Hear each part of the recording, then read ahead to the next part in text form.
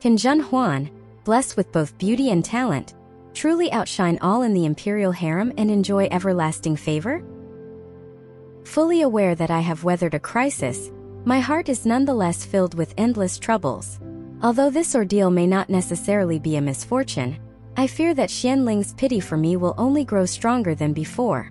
Xianling has always shown me affection and favor, granting me a status unrivaled for a time, yet it's disheartening to see how fragile this favor is, easily swayed by others' few words, leaving me secretly disheartened. Feeling restless, I couldn't settle into my afternoon nap, and decided to visit Mei Zhuang instead. Upon entering the Yurun Hall, I found her just waking from her nap, casually pinning a few jasmine flowers with a Hangzhou silk hairpin amidst her loosely arranged hair, adorned with a few dewdrop plum blossom ornaments. She was wearing a light yellow muslin dress sprinkled with flowers, under which was a pair of thin gauze trousers embroidered with green and crabclaw chrysanthemums, faintly revealing her fair skin, looking more plump and lovely than before, exceptionally charming. Mei Zhuang, still groggy from sleep, half reclined on the bed, sipping sour plum soup from Caillou's hand. Seeing me, she eagerly beckoned. "Try the new sour plum soup they've made. It's better than the one from the imperial kitchen." I gently shook my head. "Sister forgets I don't like sour things." Mei Zhuang chuckled at her forgetfulness. "See, my memory is failing." After finishing her drink, she asked Bai Ling, "Is there more? Go get another bowl." Bai Ling was surprised. "My lady, you've already had quite a bit today. There's no more." Mei Zhuang put on her shoes, sat at the vanity, and let Bai Ling comb her hair. Noticing my silence, Mei Zhuang couldn't help but be curious and turned to me. "You're usually so chatty. What's got you so quiet today, like a mute gourd?" I remained silent, and Mei Zhuang, being the clever person she is, waved Bai Ling's hand away. "I'll comb it myself. You and Caillou go make some more sour plum soup." Once they left, she came to sit in front of me and asked, "What's wrong?" I recounted yesterday's conversation with Chao Ronghua and Xianling's suspicions, omitting only the heart-to-heart talk with Xianling, and sighed. Fortunately, I responded quickly and deflected the issue. Otherwise, what would have become of me? Mei Zhuang furrowed her brows in thought for a long while before saying, "From what you've said, this Chao Ronghua sounds like a tough nut to crack. With just 2 or 3 meetings with the emperor a month, she knows exactly what concerns him, striking right at his weak points without giving anyone a handle against her. But this time, it might not have been intentional on her part. Perhaps the emperor is just being paranoid." Mei Zhuang shook her head. With the Empress Huai fallen from favor, given her current situation, she wouldn't dare to deliberately stir trouble. A misstep could backfire badly. She wouldn't be so foolish. Let's hope so. But there's a military tactic that involves risky moves, attacking and retreating at the same time. She might well understand how to use it. I pondered. Maybe I'm just being paranoid. After the affair with the Empress Huai, I've become overly suspicious of others. Mei Zhuang nodded. Still, on the other hand, the Empress Huai's issue didn't affect her, and with the Emperor's daughter Baiwenyi, Princess Shu He, about to turn 1 next month, the Emperor is particularly pleased with her and has specifically instructed the Empress to have the Internal Affairs Department make a grand celebration. I lowered my head. What can be done? The Emperor has few heirs, the only crown prince is not favored, leaving only the daughters of Consort Xian and Chao Ronghua. With Princess Wenyi being adorable since infancy, it's inevitable the Emperor dotes on her more. Mei Zhuang fell silent, only to sigh deeply, her gaze lost on the flowing clouds and 100 bats pattern on the silvery red soft gauze window, saying, "No matter how much the Emperor favors us now, without children to rely on, this favor is ultimately unstable." Seeing I didn't respond, she continued, "No matter how much the Emperor disregards the Crown Prince and Consort K, he still visits them every month. The same goes for Chao Ronghua and Consort Xian. Even if it's a daughter, the Emperor cherishes her just the same. As long as he keeps the child in mind, he won't forget their mother, showing some consideration. Without children, favor and glory are but temporary, easily cast aside after the moment's excitement, with Consort Li being the prime example." The more Mei Zhuang spoke, the more distressed she became, her worry evident. After a slight hesitation, though it was embarrassing, I had no one else to ask, so I broached the subject. "You've been favored by the Emperor half a year longer than me, serving him for nearly a year now. How is it? I glanced surreptitiously at the flat belly beneath her thin nightgown. That there's still no good news. Mei Zhuang's face flushed a deep red, casting aside her embarrassment. The emperor is sporadic with his attentions, favoring you more often in a month. By rights, you should have received good news too. I blushed as well, fiddling with the handkerchief in my hands. I'm still young, not thinking about these matters. Then I added, puzzled. And it's not like the emperor is inconsistent with you, sister. When you first received his favor, his generosity was unparalleled in the 6 palaces. Clearly touching a sore spot, Mei Zhuang slowly said. Being unparalleled in the 6 palaces only matters when there are others in the 6 palaces. Even if the emperor favors me more, he can't neglect them. Favoring me one more night means facing their watchful eyes. Something you're also aware of now. Alas, it's just my lack of fortune. Knowing Mei Zhuang was upset, I regretted asking too much and hurriedly took her hand to comfort her.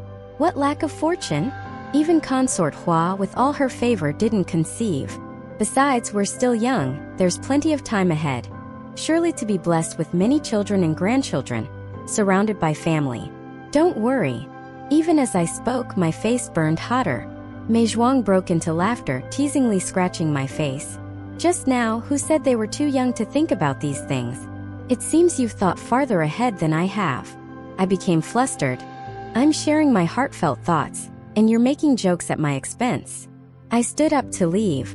Mei Zhuang quickly pulled me back, apologizing profusely until I sat down again. She then became serious.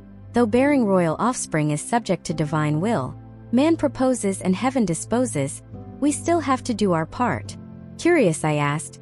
I understand taking care of my health on a daily basis, but it all depends on whether the emperor visits or not. What else can we do? Mei Zhuang whispered. Consort Hua wasn't always without child. I heard from Consort Feng that Consort Hua once conceived but didn't take good care of herself and had a miscarriage, apparently a boy already formed. It devastated Consort Hua. That was in the past. Mei Zhuang looked around, stood up, and from the bottom of her makeup box, she took out a thin roll of paper, whispering.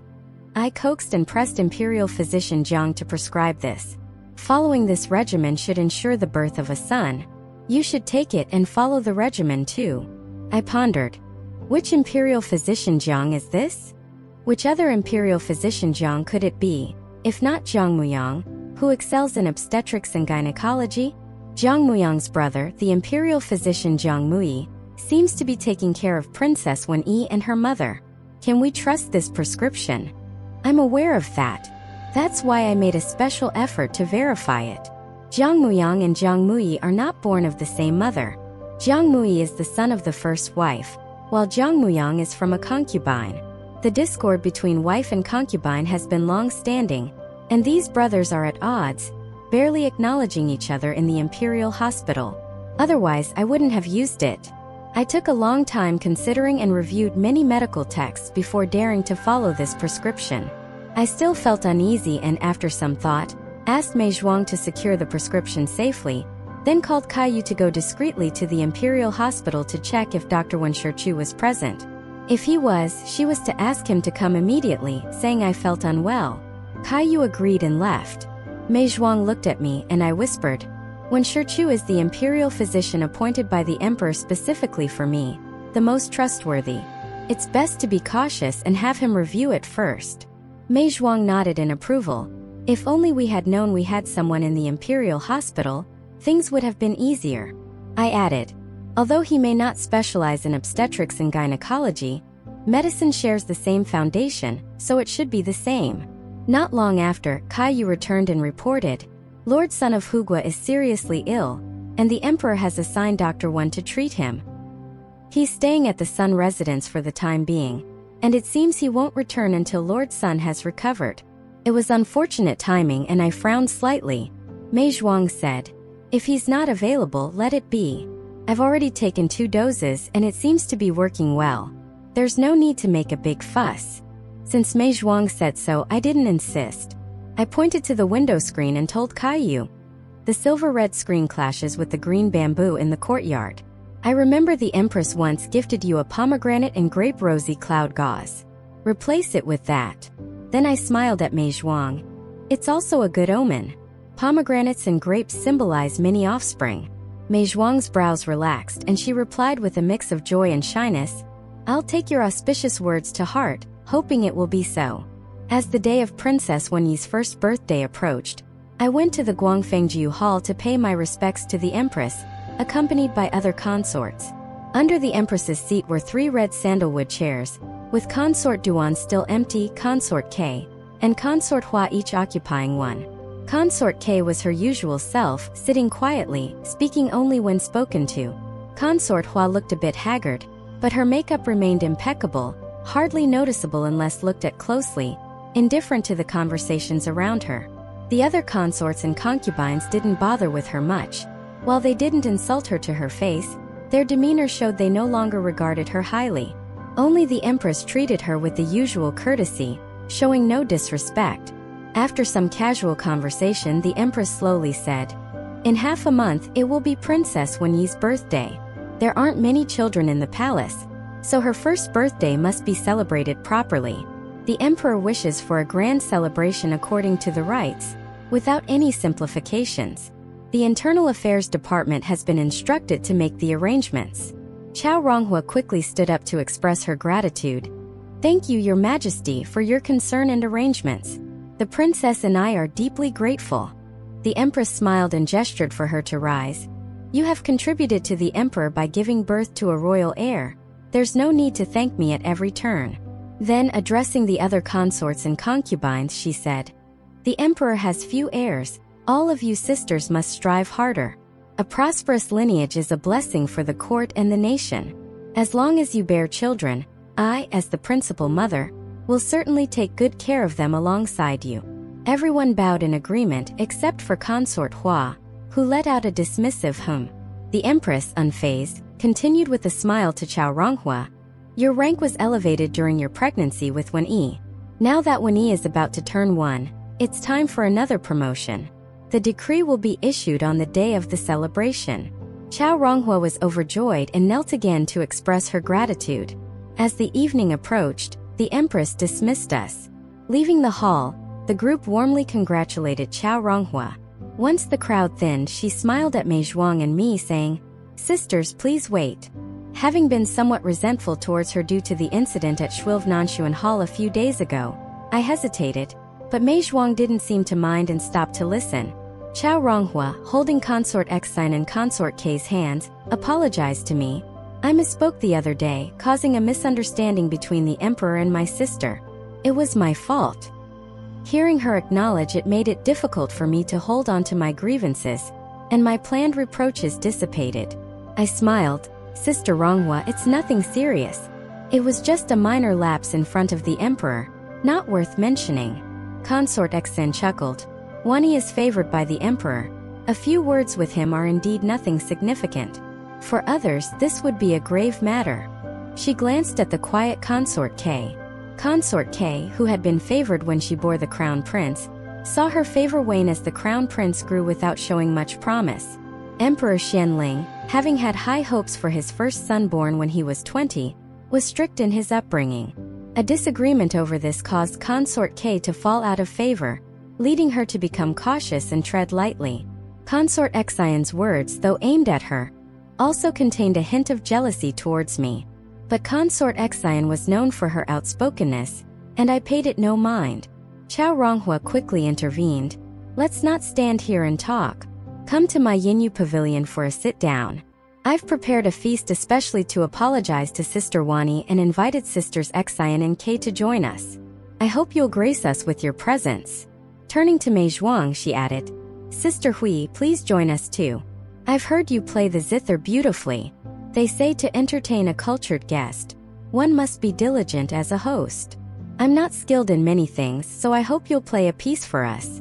Given Chao Ronghua's higher rank and her efforts to make amends by also including Consort Xine and Consort K, who seldom interacted with others, and knowing there was no deceit in her invitation, Mei Zhuang and I felt reassured. Understanding it would be impolite to decline, we followed her. Chao Ronghua's Yinyu Pavilion was located by the banks of Fanyue Lake, accessed through a winding path flanked by layered rockeries that seemed to lead nowhere. Surprisingly, a quaint and serene courtyard lay hidden behind the lush wisteria and ivy tastefully arranged. The sound of a baby's cry hastened Chao Ronghua's steps, and she looked back apologetically, smiling. It must be Wen-yi crying again. After soothing her daughter in the back room and changing her clothes, Chao Ronghua emerged holding Wen-yi. Wrapped in a red swaddle, Wen-yi looked delicate and lovely, with clear features and a fair complexion, seemingly tired from crying, dozing off adorably. Mei Zhuang couldn't help but show a hint of envy, which she quickly concealed. After everyone had a turn holding Wen-yi, we sat down to enjoy the feast arranged by Chao Ronghua. The dishes were exquisite, and she was very attentive in serving us. In front of Mei Zhuang was a dish made of pig's trotter, prepared with tender tofu and milk, thick in texture and creamy white like jade, which was highly praised by Mei Zhuang, known for her love of meat dishes. As the wine flowed and the atmosphere warmed, Mei Zhuang left her seat to play a few tunes on the zither, adding to the merriment.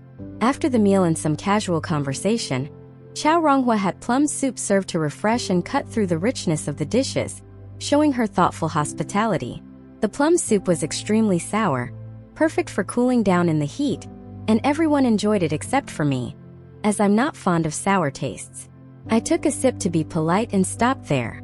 Mei Zhuang, sitting next to me and usually a fan of plum soup, was unusually hesitant today, barely drinking from her cup and reluctantly swallowing just a mouthful. I quietly asked, "What's wrong?" Mei Zhuang swallowed with difficulty and whispered, "I feel a tightness in my chest, a bit uncomfortable." I suggested, "Shall we call the imperial physician to have a look?" Mei Zhuang shook her head lightly. "It's nothing, probably just the hot weather." I nodded, but seeing everyone else enjoying their soup, Mei Zhuang tried another sip, only to vomit it. Follow us to avoid getting lost and enjoy endless exciting stories. For more content, please go to the Story Wall homepage to view more exciting novels.